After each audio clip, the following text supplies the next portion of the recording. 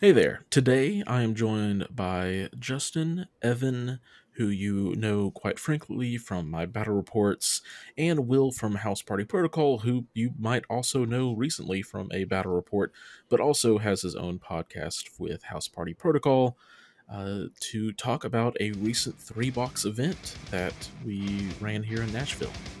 My name is Nate, and welcome to the Gamers Guild.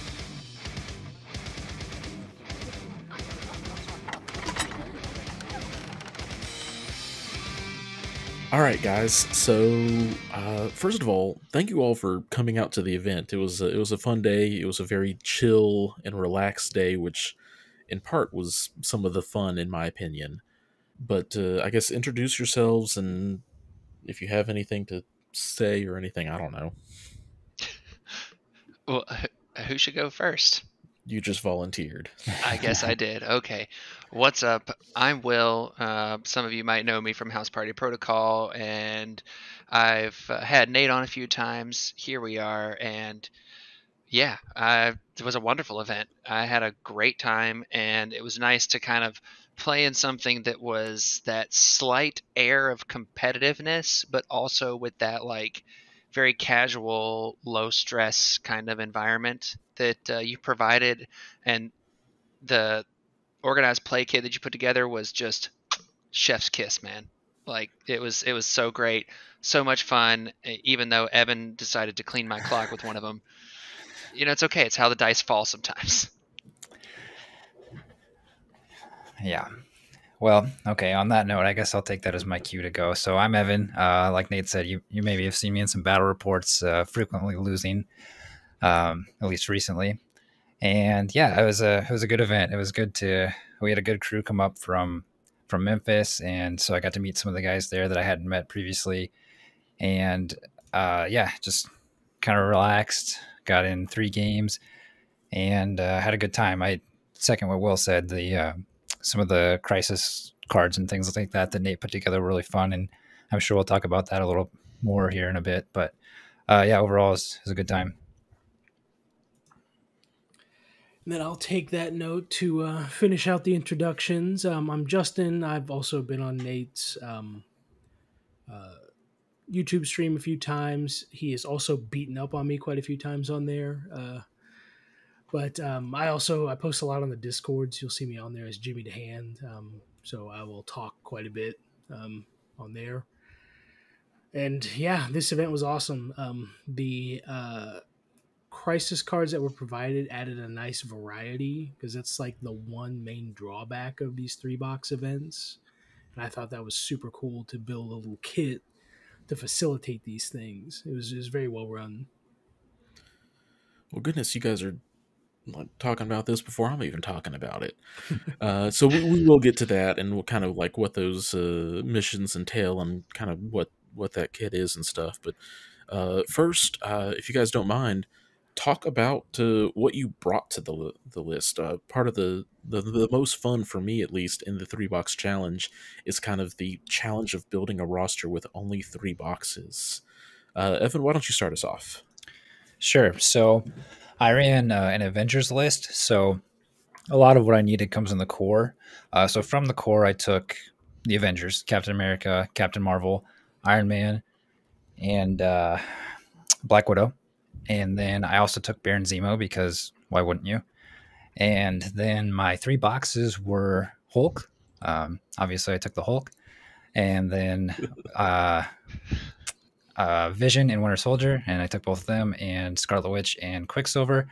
I was kind of, as I was building the list, I was between that last box and like maybe Iron Fist and Luke Cage. And I don't know. If I were to do it again, I'd maybe go back and forth on that. But I decided on Scarlet Witch and Quicksilver just because I really like Quicksilver mostly. I think he plays really well in Avengers. The 1 power discount on his superpowers are really good. And I'll talk about this more later, but I wanted to use him in a specific scenario, which I did get to do. So Uh huh. yeah, yeah, Hmm. that was my game against Will. So we'll talk about that more later. But yeah, and then for tactics cards, I took what all did I take? I took from the boxes. I took can I borrow this and no more mutants and gamma launch? And then I think I just took some of the usual stuff. Oh, and field dressing. That was a nice perk of taking Vision and Winter Soldier. And then I just took kind of the usual suspects from the core box. So things like Disarm, Patch Up, Avengers Assemble, and I'm sure there are a few more in there, but I can't remember exactly. And then I did also bring Gamma Waves from the Hulk box. So that was kind of a nice benefit to bringing him as well. So yeah, overall, I had fun. It was kind of my first chance to play with some of the updated characters. So I played Steve in every game. I think I played Iron Man in all 3 games as well. And then I played Carol in probably 2 of them. So yeah, it was nice to get to use the updated characters. So that's what I brought. I guess I'll pick somebody to go next. Justin, why don't you tell us yours? Yeah, so I went through God, Nate, you played most of these games against me. I tested like 5 different 3-box lists before Yeah, deciding you on had one. you had a lot of choices to go through. I tried my hardest to get X-Men to work, and I just could not get it to feel right. I think about maybe 3 days before the event, I finally just gave up on it, threw them all back in the case, and scrapped that idea. But I ended up settling on Black Order because I had just finished painting Ebony Maw and Black Dwarf. So my 3 boxes were very simple, with Thanos, Corvus and Proxima, and Black Dwarf and Ebony Maw. And then I rounded out my list with Cap, Iron Man, Black Widow, Captain Marvel, and Baron Zemo, very similar to Evans, because I think out of the core, it's easier to flex into those Avengers teams with that crew than it is to do a well-oiled machine version of Cabal with the stuff that they come with. So that was my character list. Now, as far as tactics cards, I ran Brace for Impact and Med Pack out of the kit for my 2 restricted cards. Then I also ran Disarm, Avengers Assemble, Ricochet Blast out of the other core cards. And then I rounded it out with the Black Order cards from Execute, Power of the Cosmos for Thanos, Mothership, Marked for Death, which was clutch for me, and Shh. Now,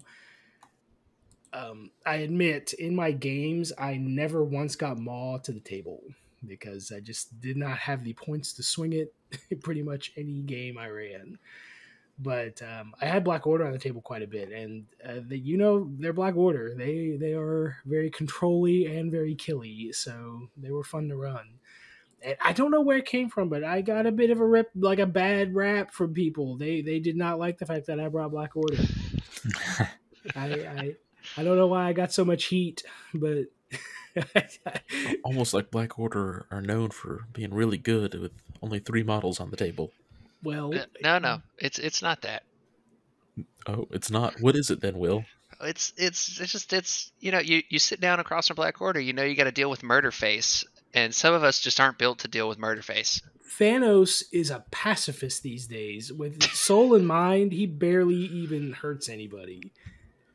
But he tells other people to go hurt people. Yeah, Corvus. I was about to say different. Corvus is probably Murderface. Right, Corvus he decrees the death. Yeah, Corvus is Murderface. Yeah. I think in mine and Evan's game, Corvus one-shot Captain Marvel twice. And just like she might have moved a couple of times. He got a single attack off and then just died. Yep. Well, Will, what is the list that you brought? So I did something crazy, and I brought Convocation. So that's pretty straightforward kind of building there for me, I thought. So the brand new Convocation box that just came out, like all those boxes. So it was Strange Supreme and the Ancient One, Dr. Voodoo and Hood, and then Clea and Baron Mordo. Or I think I said those wrong, like how they all came together. You got the characters right, the combination. I was going to say, you got the 6. Yeah, the 6 of them that all came out together. There you go. All those guys. And then I brought Baron Zemo, Black Widow from the core box, because who doesn't need a 2-threat every now and again, Iron Man, and Ultron from the core box. And the spiciest take of all of that, I think, is probably Ultron. And the reason why I brought Ultron was because there's a tactics card that the Convocation have called the Ironbound Books of Shumagorath. And what this tactics card allows you to do is for an entire round, basically when you are targeted by a physical attack, then you can choose to change that attack's type to Mystic. And Ultron has a pretty good Mystic defense of 4, but he also has a superpower called All Will Be Metal that allows him to, when he's only defending against Mystic attacks, he can count each wild result in the defense roll as 2 successes. So the entire point of me going through all that spiel was I wanted Ultron on the table as much as possible to see if, like, 1, it was good, and 2, because new Ultron is kind of cool. But yeah, so that's all the characters I brought. And then, like I said, Ironbound books. Then we had the Astral Ring, the Book of Cagliostro, the Orb of Agamotto, the Plane of Poldock. I have the coolest name tactics cards, I just want y'all to know. The Bar with No Doors, Brace for Impact, Hood's Gang, Patch Up, and the Bane of Damballa. So I don't know what half of those things are Yeah, because that's what I they're was just thinking. weird word combinations, but I like it. they're called I win cards. I just put it down and boom, I win. That's how it goes. That's how okay. Magic works in the MCP universe, just in case you didn't know. I'm Yeah, confused. what was your did you record that forget to day, bring Will? those cards when you played Evan? Is that what happened? That's irrelevant. I clearly didn't play any of those cards because I wanted my opponents to have a chance. Okay. All right. But yeah, sure. crisis wise, I think I took a few of the ones that you brought, and then I had the intrusions, Infinity Formula, and Riot Spark as kind of my secures that I had before I knew that we were getting some super special ones, and then the extracts I had were the Scrolls, Struggle for the Cube, and Spider Infected. So yeah, it was a fun list. I'm really enjoying Convocation right now personally, and it's one of those things where kind of the reason why I decided to play them was because, one, if anyone knows me at all, listening to this knows that I play a lot of Web Warriors, and I really like to put the Spider People on the table, and I wanted to try something a little different. And Strange Supreme, I think, is a really cool model, and I definitely like modeled him up to where he has like little tentacles and stuff coming out. Shout out to the person on the interwebs I saw do that because it was cool. So yeah, I wanted to show off my coolly modeled Strange, not painted, but modeled. Yeah, does look really cool. Excited for that paint job, especially seeing how well you were able to touch up Craven and some of your other guys. Thank you. Yeah, it'll be fun one day when I sit at the paint table that's behind me right now. So what did you guys like about, not necessarily just this event or anything like that, but what are some of the things you guys like about the 3-box challenge itself, just the format as a whole?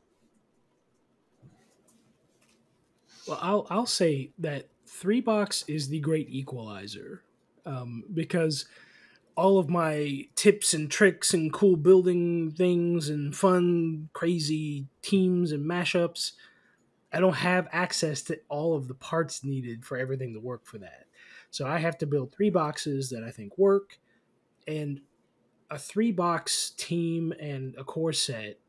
I mean, anyone getting into a mini game, like, you're going to spend $200 for an army minimum, more than normally 10 times that. So being able to get someone into a game, get them into a tournament, a competitive setting where they can compete and win is awesome. Like, no other game has that going for it. So having that equalizer is what I like about this setup, this tournament. And like, even in the testing, like, one of the test games I did was literally like the 3rd game ever for a guy, and I let him play a Web Warriors 3-box list versus my X-Men 3-box list, and he beat the pee out of me by the end of the game. Now, he had a little bit of coaching from Nate, but it was brutal. Like, that was what made me hang up the X-Men, because I was like, okay, if a guy who's playing his 3rd game ever can just blow the doors off me, then there's no way I'm running this at a competitive event. Yeah, that was there was some coaching involved, but really mostly just at the end, and it was kind of like, hey, in case you didn't know, this is something that your team could do if you wanted to. It's just kind of like the light bulb went off, The and light bulb went off. He Aaron, goes, "Oh, Web Warriors are amazing." yeah, like, Yeah. oh, Gwen can do that. That's rude. True story. True story. Yeah, as will attest. Will, what about you? What do you like about it? Well, to echo what Justin said, I mean, it really ups the thought process. So the four of us here today, I don't want to say we are accomplished players because Lord knows you look at my record, I'm very not accomplished. But in terms of our time with the game, and all of us have been to different events, all of us play a fairly regular schedule of games, so to speak. And so when you kind of tie one hand behind your back, if you are that more common or more competitive player, I don't know how to say that, but you know what I mean. If you get a lot of games in, and you kind of get lost in the like, okay, well, I'm going to try to put this together and see if this works in whatever kind of capacity of a list that I'm trying to make today. Well, now all of a sudden you're tying one hand behind your back and you're saying, well, we're going to limit what you have access to. So you have to kind of come up with what works for you and your individual style, but also something that you see as fun. And then if you are going into that competitive level, like Justin said, it's like try it out. X-Men really wanted X-Men to work because some of his favorite characters, and some of my favorite too. And so being like, I'm going to try everything I can. And this format is a very, it's an equalizer. Everyone's kind of on a very level playing field here. So I know I can make this work. And then obviously it didn't work out for Justin, but you know, finding those little different synergies that you might not have seen. And like, for instance, I'm kind of playing Convocation very regularly, and I come back now to like looking at that core set. It's like, oh shoot, Ultron actually might be semi legit in Convocation now. So that kind of thing. It's finding those things that you might not have thought about. And for me with this format and with the way I decided to go with Convocation, it was kind of a little bit more I don't want to say easy, but simple to kind of put it all together, because it's the only 3 box of Convocation we have, unless I wanted to go like Strange and Wong, but then I wouldn't get access to maybe Bar with No Doors or something like that. So either way, the format is one that gets you kind of thinking about the game in a different perspective, and that's what I really liked about it as a format. Mm-hmm. So long-winded way to say that, I guess. Yeah, and I think maybe somewhat related. What I like about it is it just kind of makes some really interesting decisions. So when I'm not playing MCP, I like board games, and anytime there's like a really interesting trade-off or trade-off decision in a board game, I'm kind of hooked. So I feel like this format kind of emphasizes that. There's a lot of, obviously, you have to trade, you have to think about tactics cards. Do I take a box with some characters that maybe aren't as good for a good tactics card? I had that a little bit with Vision and Winter Soldier. Now, granted, Vision's a very good character, and especially in Avengers is very good. So Winter maybe that Soldier was, is legit now. yeah. I don't think I used him, but he is better for sure.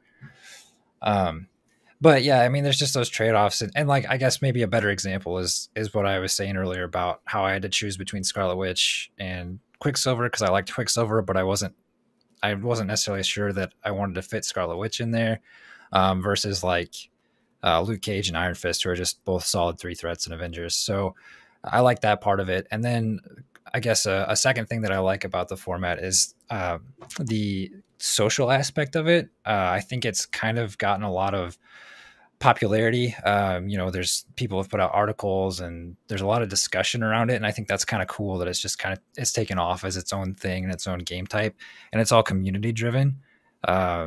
And so, you can see these articles, you can see people post their 3-box list and think like, oh, I didn't really ever think of that combination, but that's really cool. And then you can kind of riff off that a little bit and make your own. So I think that part's really fun as well. Yeah, and I also want to say that this 3-box event opened up a lot of tactics cards that I don't normally use, because I have a roster of tactics cards that, after you pick your like 2 or 3 affiliation cards, your 2 restricted cards, and like your 2 like non-affiliated must-haves, you don't have much room for experimentation.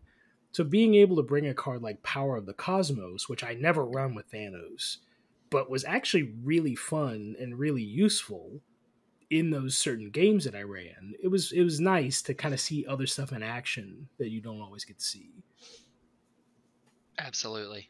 I'm 100% with you there. Like, it's cool to see things, and it's fun as an opponent in that regard where, again, we play a ton of games, but you might see the same thing over and over again, but all of a sudden you're busting out Power of the Cosmos and you're like, what does that do again? It's like, wait, what does that do? It's like, oh, this is an area 3 attack all of a sudden. It costs 4 to do, but yeah, it's pretty legit. Yeah, that's a for somebody who doesn't play into Black Order very often, thankfully, that card can be a doozy out of nowhere. So, all that being said, I know you guys obviously then enjoy the format for its multiple reasons and stuff. You guys have said you enjoy the event. Thank you. Glad you enjoyed it. All that stuff. Were there any just kind of like fun standout moments, games, or anything else that you guys want to share real quick? Look, I sat down. My first match was it was a banger. It was a banger against Brad. Shout out, Brad. Really fun game against She-Hulk. And I lost, and that's okay. Losing's part of the game. And so at that moment, I was like, all right, well, I'm here to get down and clown. So, that's just how I roll. It was a good time. Yeah. Well, and so your second game was against me. And I guess to answer Nate's question, I'm sorry to make you relive this, but I did have a fun standout moment in that game. Me too. Yeah. So we were playing one of the cards that Nate provided to us, and it's an A extract. So think Wakandan herbs, but it's kind of the opposite of that. So instead of going to your opponent's side and getting the herb and taking it to your base, you go, you get your bomb from your side and take it to the opponent's base. And then if you end within range 1 of that, I think it is, with the bomb, it explodes and you get, 6 victory points. And then you get 1 for holding the bomb so that you're at least scoring some while you're on your way to deliver it, and then you get an extra 5 victory points for blowing up the enemy base. Okay. Yeah, so and it has the same restriction as Wakandan herbs where you can only move once per turn while you're holding the bomb. So I kind of had a plan in place for that. I maybe had a slight advantage in the fact that I helped playtest some of these cards, so I knew what a few of them did. So I actually sorry, Will, the truth comes out. But so I kind of planned ahead for this one and thought it'd be kind of fun to do Quicksilver on that, because I felt like he'd be a pretty good bomb carrier with all his movement shenanigans. So in that game against Will, I lined up Quicksilver and Hulk on the side with the bomb that I had to pick up, and I had Hulk gamma launch Quicksilver up the board so that he could grab the bomb without moving and then use a move. And then my thought was hopefully he could attack. I actually forgot at the time that he can't do his movement superpower while he's holding an objective. So at first that was going to be the plan, but then I realized he can't do that. But you can still do all these attacking and hopefully get lucky and move off of that. So get lucky, he says. Yeah, well, so I did that. I gamma launched Quicksilver, picked up the bomb, and just so happened that I believe Zemo and Strange Sorcerer Supreme were on that side of the board as well, if I remember right.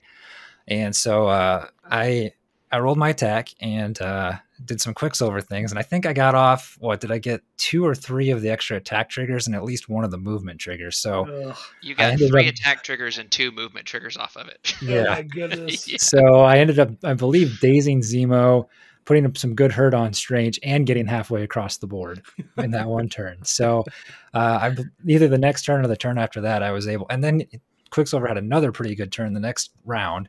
And so by round 3, I think I was able to deliver the bomb and get those, 6 victory points. So that was my standout. That was a good time. Oh, yeah, it was a great time. And let me just say, Will, you rattled off those numbers way too quickly. This is something that has been buried with you, apparently. Etched into your mind. Oh, look, next time I see Evan, I'm going to be like, all right, bro, let's relive this again here in real time. Hey, and to be fair, I did tell you before you rolled those, I was like, Quicksilver always does good against me. You did. And you said, do you remember what you said? You were like, Yeah. nah, it never happens for me. It did. Yeah. It happened. Just Oh, it play happened. against Will. Exactly. Just play against me, and Quicksilver's gonna go ham. So, yeah, that was actually it was one of those things where when you're on the receiving end of something like that, you're like, God dang it. And you know, I'm used to it at this point, I guess, but it's also a standout moment for me as well because it was fun. Like it's fun to be like, all right, is he gonna hit these triggers? Can I roll this defense? Can I survive this somehow? And I had about zero plan for that whole crisis situation. I just thought it looked fun. I figured I could maybe, if I was lucky, get someone into range for Strange to teleport him over, like, kind of like move. It was Ultron who had my bomb because, Ultron. And so I was like, okay, maybe I can get Ultron close enough to Strange. Strange can teleport him the last sway, and then I score kind of early, was the thought. Well, Evan put that to bed real quick. And yeah, Nate said to me a couple times, like he came over, he's browsing around the games, what's happening. He's like, hey, where's the bomb, Will? I said, it's on Ultron. He goes, don't drop the bomb, Will. And I'm pretty sure early on in turn 2, Evan decided that Ultron needed to lose his bomb. Yep. And there's a really nice little bit of text on dropping the bomb. And it is basically, what is it?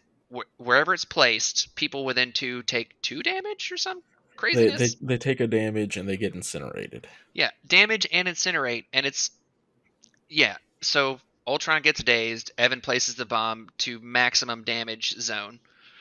And yeah, it was just one of those things. I never could recover. And it's funny because I pulled up the score on Longshanks, and when you look at the score, it's like, that doesn't seem like it was that big of a disparity. It was 14-9.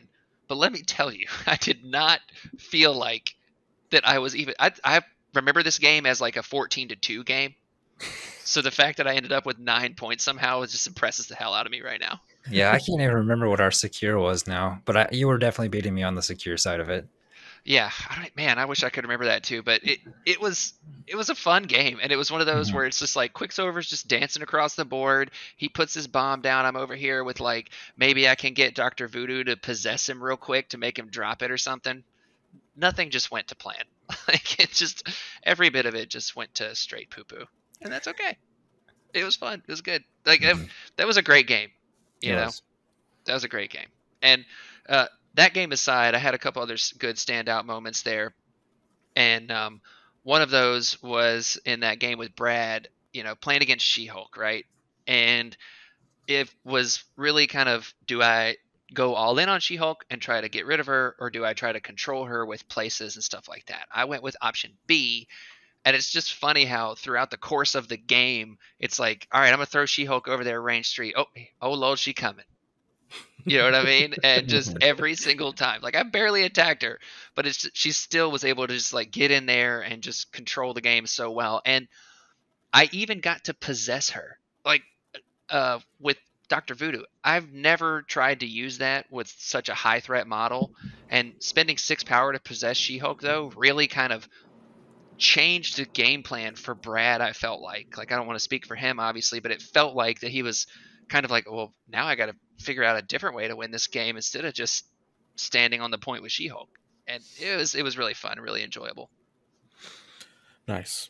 Justin, what about you? Any standout moments? Yeah, I think for the final game of the day, it was a 17-point crisis. I was going against Sam Spam. I knew I was behind the 8 ball from the beginning, but I could have run an Avengers team. I had the pieces to run an Avengers team. I could have been at least given it a go to try and run my Avengers team.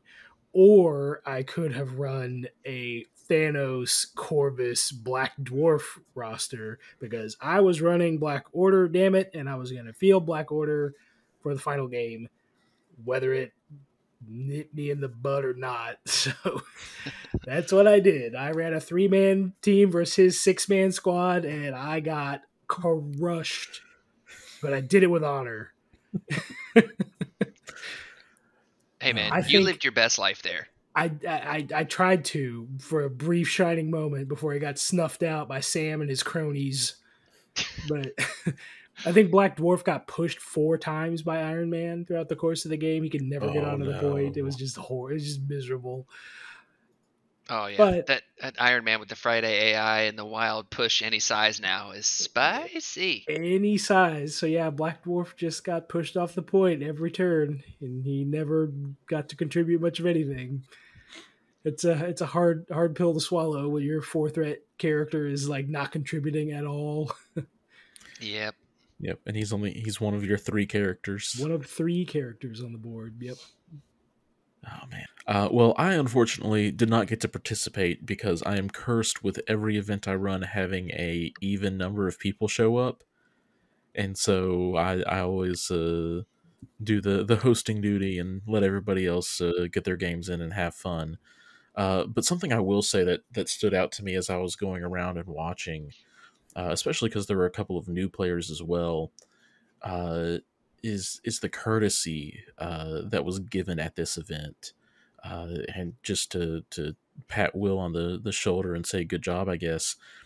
He was playing against a newer player with the convocation, uh, and I think he brought maybe Avengers or something. It He was had your Web last game, Will. Warriors. Web He Warriors. he had Web Warriors, so I'm over here like, well, do we want to talk about strategy while you're playing? And he's like, nah. I'm like, okay. Yeah, but there was a moment where he would have made like big mistake, like don't do that, because he had a character on low health, and you either had like a counter strike or one of those move shenanigans or something. Yeah, I don't remember exactly the scenario. I remember what you're talking about. It wasn't like a counter strike or anything. But it was something to do with Hood, I think, and where he was going to place. I think it was Miles. It was going to be a bad situation. Yeah, but he was you took the time to be like, hey man, like I've got this trigger that's going to happen, and like basically helped him avoid a gotcha moment. And that's what I really like, both about this community, but also this format that is more casual in its own nature. To just be able to say like, "Hey, man, like as a heads up, you're about to do this," because this game's got like what 100 characters at this point plus. Hmm. Uh, like, and at this point, even I don't have them all memorized like I used to. Yeah, And if you there brought was that like 20 or 30. convocation list, yeah, like if I saw that convocation list, I wouldn't know what half the characters do myself. Yeah. Mm-hmm. Well, and I remembered what it was now. So I was pulling up my character card. So he had a Peter Parker on a point, and he wanted to do a impact webbing onto Ancient One. And Ancient One has a reactive superpower called the Winds of Watum that when she's targeted by an attack, push the target character toward this character's short. And it would have pushed the Peter Parker into range where I would have had Martial Artist also, Yeah, that and was Ancient it. One gets to reroll. Hmm. So and it would have kept him from scoring a point because he was on a point at that in that instance, and I had already activated Ancient One. So Yeah. yeah, Yeah, definitely a considerate thing to do, and again, just seeing those kind of moments all over the place where there's just kind of teaching moments, while also still just getting to roll dice and have fun and stuff is awesome to see.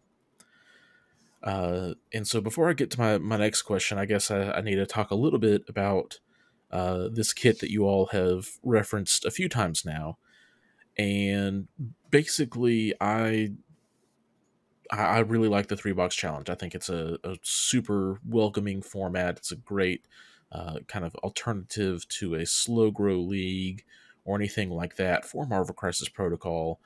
And especially like right now, here we are in January, February territory where a lot of people are like got the core set plus some other cool stuff for Christmas.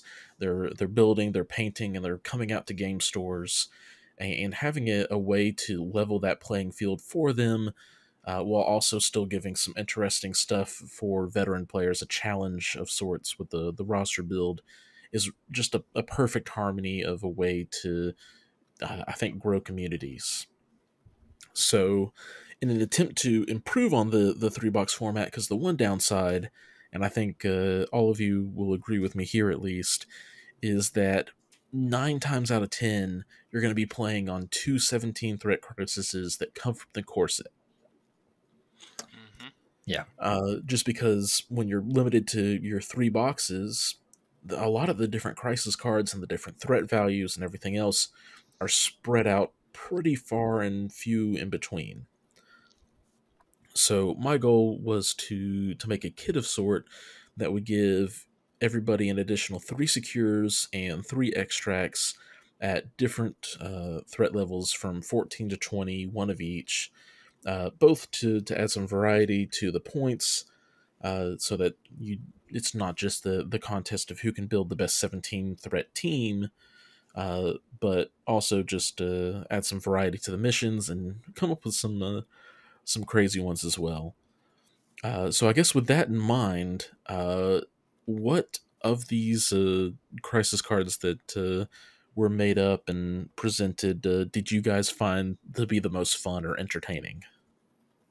The bomb one was definitely the most interesting because it uses the A setup, which is the least used of all the crisis setups. So having another excuse to set up with A was nice, just in general. I bet that was Evan's favorite too. Yeah, that was my favorite. Not just because the game went pretty well for me, but I agree with what Justin said. It's nice to have another A, and then I guess kind of in a similar vein. I can't remember the name of it now, but there's an F secure. That's the one. Yeah, and I like that as well. I know we're getting one of those here pretty soon. With who does that come with? Colossus and Magic, is that right? I think Gambit and Rogue. Okay, Gambit and Rogue. Oh, yeah, I think you're right. Anyway, that next wave. But for me, this is the first time that I'd gotten to play, because I haven't played any of those I haven't like proxied that or anything like that. So for me, this is the first time I've played an F secure, and I don't know, it just seemed kind of fun. It's different. In fact, that wasn't the one we were playing, was it, Will? Maybe it was. No, I think we were playing. I don't remember, but it wasn't that one. I'm 100% sure of that. All right, fair enough. But yeah, I liked that one. I thought it was fun. Yeah, the bomb one was, I think, really unique and interesting in terms of seeing the A map, all that stuff. I think that was really cool and well done. Shout out to you guys for doing that. But that F one, the F secure, was really cool to me because not only was it just like a stand on the points F secure, it was interact with these things. And how did it go, Nate? It was Atlantis attacks and the middle water valve thing. Yeah, water valve thing, and you can interact with the water valve, roll some dice, maybe push somebody away, maybe get yourself pushed away, and it was insanely enjoyable. Like I don't know what made it so great, but I really loved it. I thought it was a lot of fun because even with Convocation, who doesn't have like a ton of movement, like we have movement shenanigans, but like there isn't like a ton of crazy movement. It was cool to be able to kind of like try to figure out the little puzzle piece of putting it all together while trying to get that middle one and everything too. And it was fun. Yeah, and so really these different crisis cards they're not throwing out anything unheard of or completely crazy. But there are just some subtle twists and stuff that make them still fresh and interesting, and along with just being able to have some higher threat totals, like being able to do 20 threat or 19 or insert number here, I guess, adds some fun variety to it. There's also a King of the Hill scenario that uses the C objective lineup, which is kind of cool. All sorts of stuff. And all of this to say, this is a resource that I kind of want the community to be able to use themselves. So if you were interested in this so-called kit, I guess, that I made, you can find it for download for free on Board Game Geek once I get it set up. Hopefully the link will already be down in the description. So that you can print out some of these cards. They're all fan-made, very non-official, if that wasn't already clear. But so you can go and enjoy those. But at the same time, for this event, I did have some professionally printed out as a way to kind of just have it look a little bit nicer for an actual organized play event day kind of a thing. So if that is something you are interested in, I did order extra just in case anybody else out there had interest in a nicer kit. I'm asking for $40 shipped in the US at least.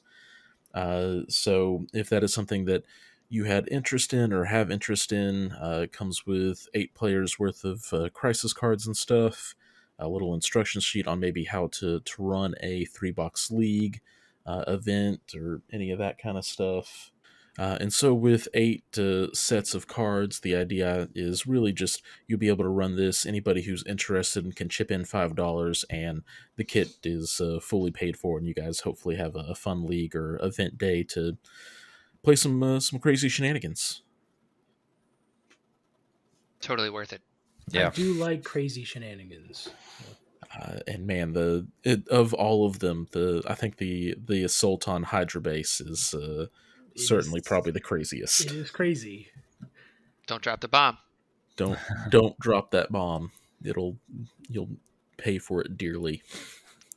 Also worth noting, it goes off when you deliver it too, so be prepared for that. Yeah.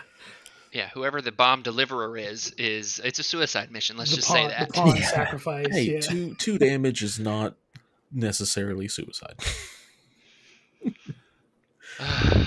Yeah, Oh, sure. Man.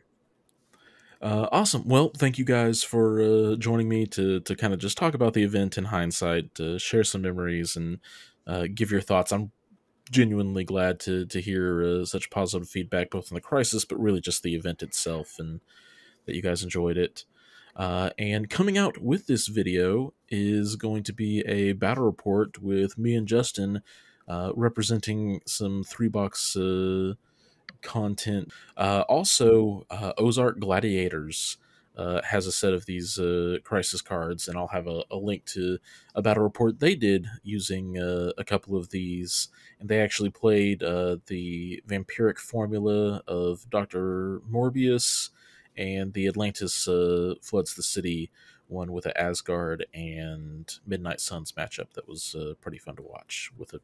If you're familiar with Ozark Gladiators, they add some extra narrative on there, which is always really cool.